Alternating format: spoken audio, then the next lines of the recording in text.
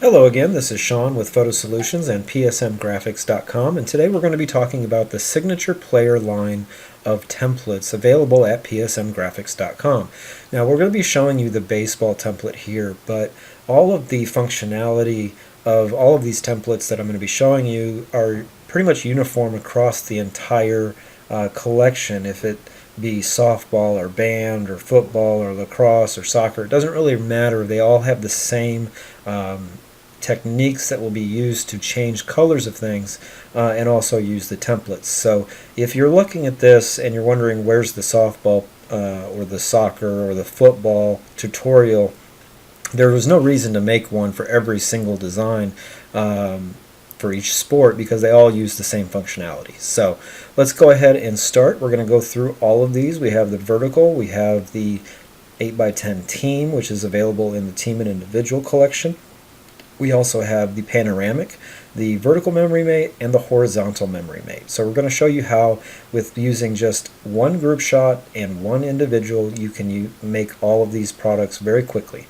So we're going to go ahead and get started, and I want to show you a couple of things in each template that you will find. You will find blank spots where the player would go. In this sense, we have just a player because this is it, and we also have our team logo if there was a team logo spot already deemed in there. But these are here so that they fit below the areas, for example, this bottom, which you may, if you're opening this template up, could be white. We changed it to black, and that's simply just by inverting it. You can do a Control-I, and you can invert that from white to black. Or you can change the color of that as well by adding a color overlay. But for this base set, it comes as white, but you can turn it black, so we've turned it black for this demo. And then at this point, everything is editable, so our text, everything up here, you can change the year. Up here, you can change what this says if you need to. You can also change by just selecting this. You can change the number, say, to 8. And you can change the text down here to say maybe catcher.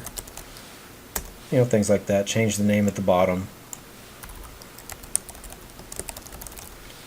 And you'd be ready to go. So now all we need is the player. So once your player is extracted, which we have, I'll bring this into the screen so you see what I'm bringing here. I've got the individual, I've got the team already logo out, and I've got the logo for this team. Now normally you'd have these as individual files. I just brought these in here and put them on a canvas for the quickness of this, but you can directly drag the file in instead of making a canvas like that. So just imagine that I'm dragging a file from this canvas.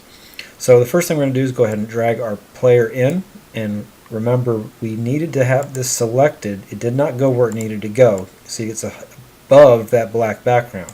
So we need to move this down to where it says player layer, and then all we have to do is go ahead and enlarge that, put him where he needs to be, and then we'll do the team logo, selecting on team logo. Go ahead and grab our team logo, bring it in, and again size accordingly, up or down depending on what fits. At this point, changing the color is simple. It's just a rectangle shape. We just go ahead and hit the color picker, and we can color change this to any color that we want and make it however we want to make it. So we'll go back to our red, and it's good to go. Now if we wanted to use this as just an individual, here's the couple steps that I would suggest doing to make this look right. Now you could always remove everything, but what we're going to do first is we're going to remove all of the stuff above. So all of our layers, we'll just turn these off, remove the logo, remove the name, and then we'll take this rectangle and we're just going to move it over to the corner. We're going to duplicate it, move that over to the other corner. We'll go ahead and move them off just a little bit so that there's enough room in the middle. Now we'll grab our player, go ahead and center him up, and there's your individual, ready to go to print. Now you could also just remove these and use just the background, but in this situation I think it looks pretty good like that. Gives you the nice color in there, and also you can still see the baseballs and everything around there. So this is what I would suggest doing for if it's just an individual, is just moving those bars over, centering them up so that they're even on both sides, and you're good to go.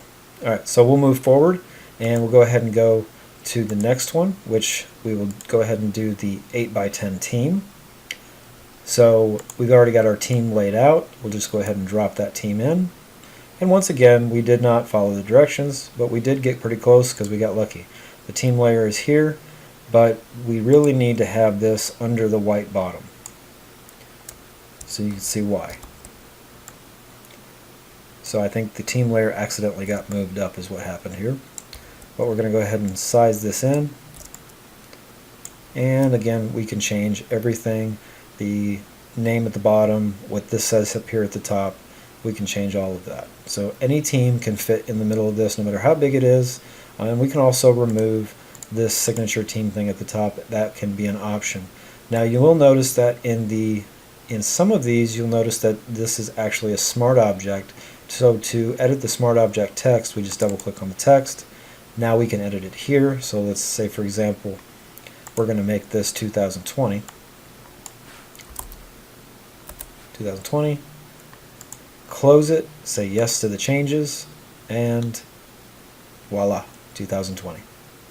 That's pretty much it for this one. So again, using the same team photo, we're not having to make a different layout. That's the one nice thing we did with this set, is that it can use the same team photo no matter what you're using. So your panoramic, we'll go ahead and drop that in. And again, we need to make sure that goes under where it says team layer. Go ahead and size that team. Put it right there inside that area. And then where it says team logo, we'll go ahead and click on that. Drag and drop in our logo. And again, we can change the colors and everything as well. So we're done with the panoramic. Pretty much that simple. Alright, so let's move on to the more exciting ones. This is going to be where we combine them both together. So we have our horizontal and we have our vertical memory mates. And this is going to incorporate both the team and the individual file. So we have our player layer down here at the bottom. We have our team layer up here at the top.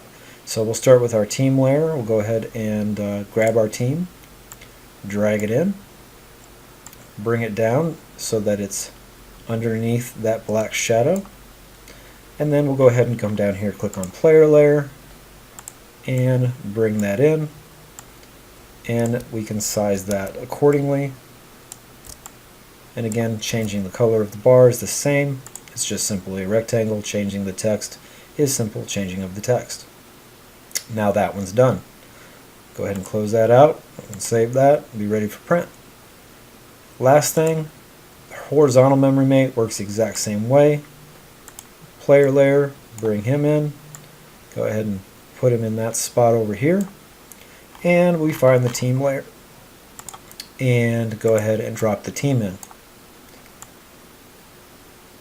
Put them down here.